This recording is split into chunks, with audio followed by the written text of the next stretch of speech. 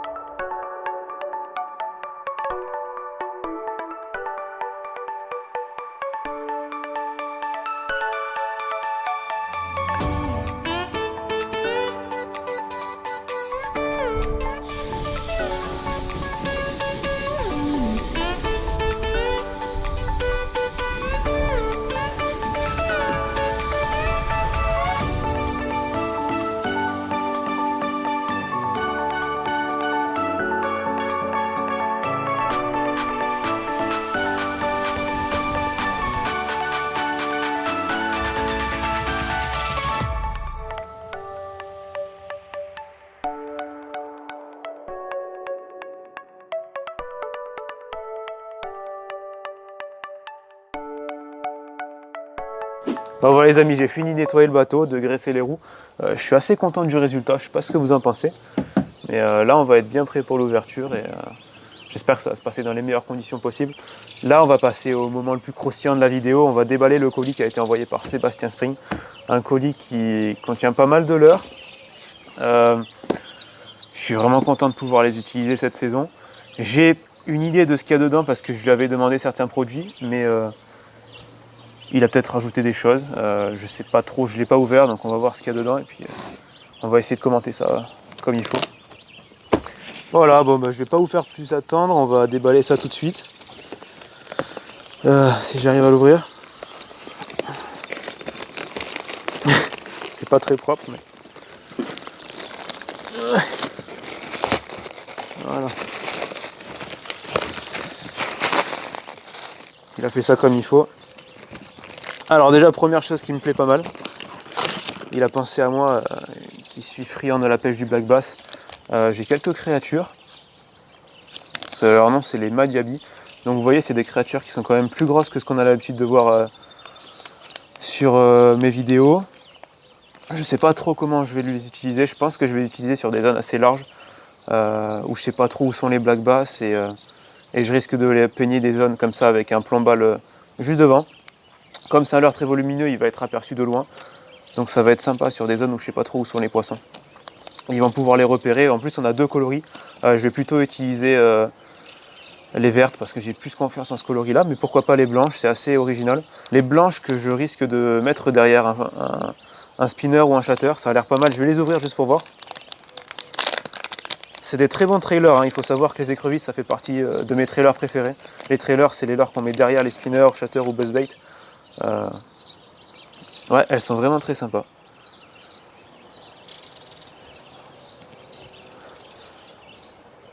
Vraiment, c'est assez impressionnant. On a le détail des pattes, des pinces. C'est des écrevisses type flapping, je crois que c'est comme ça qu'on les appelle, c'est-à-dire que vous n'en volez pas trop loin. Les pinces vont s'agiter dans l'eau en créant beaucoup de vibrations. Voilà, c'est très intéressant pour faire venir les poissons justement qui repèrent le leurre d'assez loin. Pour moi, je pense que le coloris que je risque le plus utiliser, c'est celui-là, parce qu'il a fait ses preuves et c'est une question d'habitude, de confiance. On va passer à la suite. Alors, je vais tout sortir et puis on verra après. Oh là là, il m'a fait des surprises.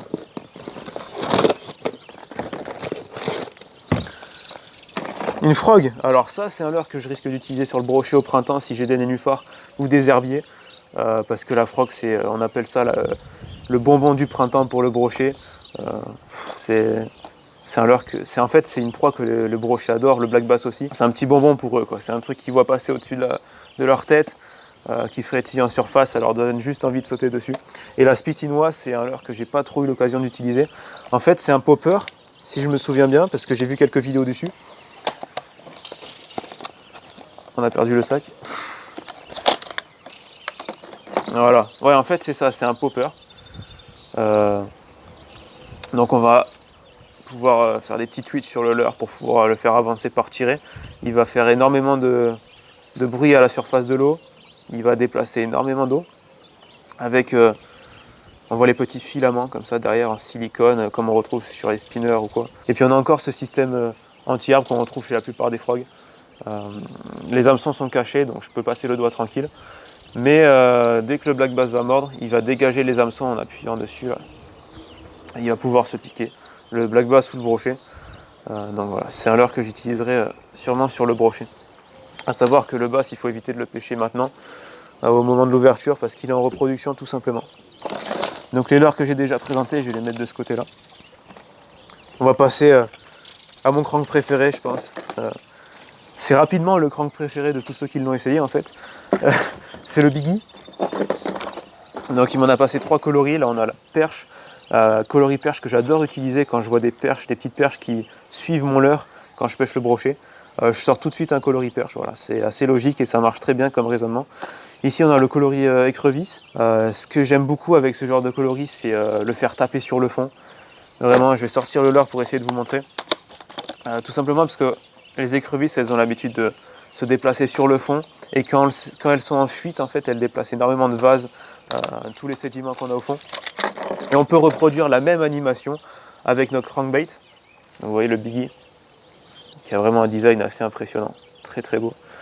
Donc je disais, on va essayer de le faire taper sur le fond comme ça. Il va avoir du mal à s'accrocher parce qu'il y a une bavette sympa quand même qui va protéger les hameçons lorsque le leurre est en action. Donc il va taper sur le fond en soulevant les sédiments. C'est une action qu'on retrouve chez les écrevisses et c'est comme ça que ce coloris pour moi sera le plus efficace. Voilà, c'est un leurre qui fait quand même pas mal de bruit. De quoi le faire repérer de loin et ça marche, la preuve. Hein. J'ai fait énormément de poissons avec sur les premiers leurres qu'il m'a envoyés la saison dernière.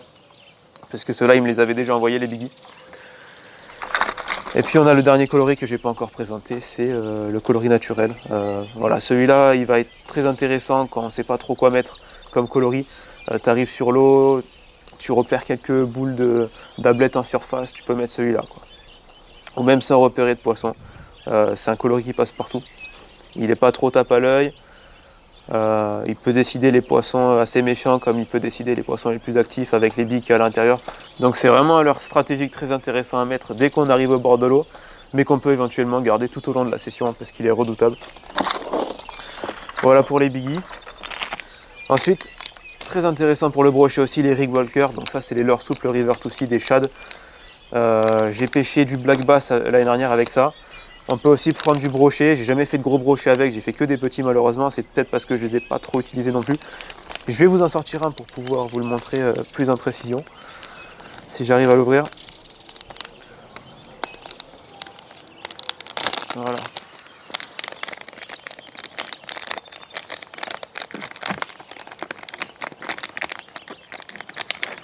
Ce que j'aime beaucoup, c'est qu'on a là un coloris qui ressemble pas mal à la couleur de l'eau qu'on a sur les lacs que j'ai l'habitude de pêcher, c'est-à-dire les lacs alpins ou Saint-Cassien que je pêche aussi régulièrement.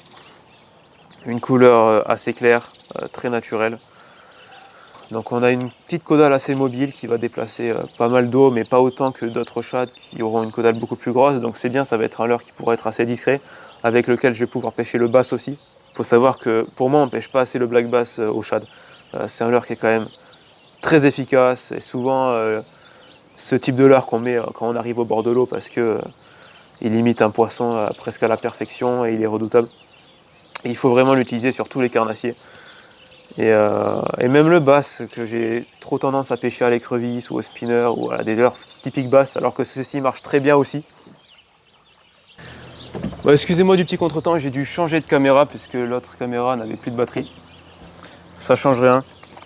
J'en étais à celui-là, donc oui, c'est un leurre que j'hésiterai pas à utiliser à l'ouverture sur le brochet. Et puis même cet été ou après sur le black bass. Voilà, très polyvalent. On va passer à l'avant-dernier. J'avais vraiment hâte d'aborder ce leurre. Je l'ai commandé moi-même à Sébastien, tout simplement parce que je l'ai pris pour pêcher le bass cette saison. Je n'avais pas encore eu de leurre de ce type. En fait, c'est les swim bait durs. La plupart du temps, ils valent vraiment très cher. Et ce qui est bien avec les River 2C, c'est que ils valent pas très cher, pourtant ils sont terriblement efficaces. C'est le S-Weaver, le nom du leurre. Il est séparé en deux parties, donc il va avoir une nage en S, qui est très attirante pour les carnassiers. On va pouvoir aussi l'utiliser sur le brochet. Je vais l'utiliser sur le brochet en début de saison, tout simplement parce que les brochets sont assez focalisés sur ce type de proie en bordure, à savoir les proies d'une dizaine de centimètres. C'est pas comme en hiver, comme j'ai dit, où on pourra pouvoir les chercher avec des gros leurres. Non, au printemps, c'est assez facile de les faire avec des petits leurres comme ça, c'est justement une taille de choix. On a en plus un coloris truite qui est...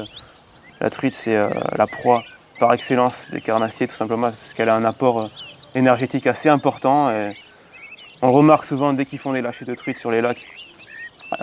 Une grande partie sont dilapidées, on va dire. Elles sont mangées assez rapidement, tout simplement parce que les carnassiers en raffolent.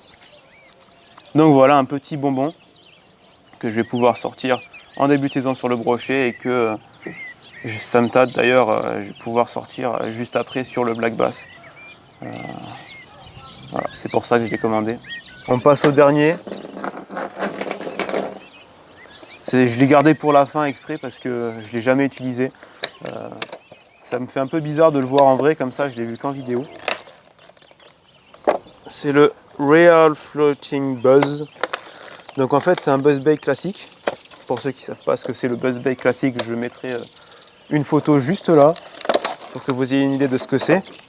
Mais alors celui-ci n'a rien à voir. Au lieu d'avoir une hélice, il a deux whooper ploppers, un de chaque côté du leurre. Ce qui est bien, je pense, l'avantage par rapport au whooper plopper classique que tout le monde connaît, c'est que celui-ci va pouvoir passer dans les nénuphars, passer dans les branches, passer dans tout ce que vous voulez parce que la hampe de l'hameçon est protégée par la mâture du leurre. Pour ceux qui ne savent pas ce que c'est le whooper plopper classique, en fait c'est ça, c'est ce que vous retrouvez sur le côté. En plus grand, d'accord, il fait cette taille, il y en a des plusieurs tailles, mais je pense que la plupart d'entre vous le savent savent ce que c'est parce que c'est un leurre qui a énormément fait parler de lui ces derniers temps parce qu'il est terriblement efficace. Mais voilà, là on a en quelque sorte la petite évolution du leurre puisque ça va nous permettre de passer n'importe où. Je pense que par rapport aux autres buzzbait aussi l'avantage c'est qu'il va pouvoir faire des pauses. Je suis pas sûr, hein, je ne l'ai jamais utilisé, mais j'imagine comme on a les deux whoopers flottants, on va pouvoir faire des pauses avec un buzzbait. C'est un avantage qu'on n'avait pas du tout avec les autres buzzbait. Donc c'est pas mal du tout. En plus de ça, on n'a pas l'éclat qu'a l'hélice du buzzbait habituel, donc ça va nous permettre d'être plus discret quand même de manière générale. On aura juste l'énorme bruit que vont faire les deux whooper ploppers de chaque côté. Le tout dans un coloris noir. J'ai fait exprès moi de le prendre vraiment noir ce coloris tout simplement parce que les poissons vont le voir de dessous et donc forcément il va se démarquer avec la couleur du ciel qui est souvent bleu. Quand il y a des nuages c'est plutôt blanc. Donc le noir ça va vraiment ressortir à la surface de l'eau et c'est pour ça que de manière générale je pense avoir plus de résultats avec les leurres de surface noire. Je pense que c'est pour ça. On peut y mettre un trailer qui est inclus justement dans la boîte. Donc c'est ça un trailer, c'est un leurre qu'on va mettre derrière le buzzbait, le spinner, le shatter, tous les leurres sur lesquels on peut rajouter un leurre. Voilà, il y a justement la petite encoche que vous voyez derrière là pour mettre le leurre, que je ne sais pas ce que c'est d'ailleurs ce petit leurre là. Un petit shad assez sympa. Donc on va essayer de le mettre ensemble, voir ce que ça donne, parce que là on a un peu de temps, personne n'est pressé. J'aime bien regarder plus ou moins où va sortir la hampe de l'hameçon. C'est bon, j'ai pris mon repère. On va pouvoir monter le leurre.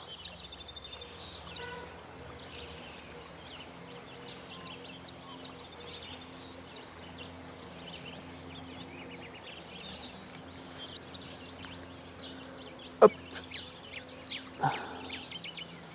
Et voilà. Là on a notre buzzbait. Le Real Floating Buzz prêt à pêcher. Voilà, je suis assez impressionné moi-même du leurre. En fait, on a même le dessus du leurre qui est imprimé avec un coloris assez sympa, avec les yeux River to Sea qu'on a l'habitude de retrouver chez la marque. Et le rendu est vraiment exceptionnel. J'ai très hâte d'utiliser ce leurre. C'est un leurre qu'il faudra utiliser avec une canne assez puissante de manière générale, parce qu'on va l'utiliser dans des zones assez encombrées. J'ai du mal à utiliser ce genre de leurre en pleine eau, même s'il marche très bien aussi. Mais moi je l'utiliserai sur des zones encombrées, et pour pouvoir extraire le poisson de la masse végétale ou des branches et tout, c'est très intéressant d'avoir une canne assez puissante. Pareil, une ligne assez puissante, sinon ce serait bête de casser. Surtout de casser avec un leurre comme ça au bout. Il y a de quoi être dégoûté. Mais voilà, une bonne ligne, une tresse, on peut pêcher en tresse direct, ou alors on mettra un bas de ligne de 30-35 centièmes minimum de fluorocarbone. Pour ce qui est de la pêche du brochet, on peut aussi utiliser ce leurre sur le brochet, même s'il est fait pour le bass. Mais je ne doute pas qu'il puisse prendre du brochet. Je ne sais pas trop si je l'utiliserai en début de saison. Je pense plutôt utiliser la frog en début de saison que j'ai présenté tout à l'heure. Justement, par simple excès de confiance en fait. J'ai pris beaucoup plus de poissons avec les frogs sur du brochet qu'avec des buzzbait. Voilà les amis, je pense avoir fini de présenter tout ça. J'espère que vous appréciez cette petite présentation, et pourquoi pas, vous aura peut-être donné envie de prendre ces leurres et de les utiliser au bord de l'eau. Ce qui ne serait pas une mauvaise décision parce qu'il marche vraiment super bien. Si vous avez aimé le petit épisode, n'hésitez pas à liker la vidéo et à vous abonner pour ne pas rater les prochaines. On va avoir l'ouverture. Peut-être que l'ouverture a été publiée avant cette vidéo, je ne sais pas trop comment je vais m'organiser. Mais peu importe, on aura plein de vidéos qui vont suivre celle-ci et des vidéos de qualité. Voilà, portez-vous bien les amis, et puis on se retrouve pour un prochain épisode. Bye!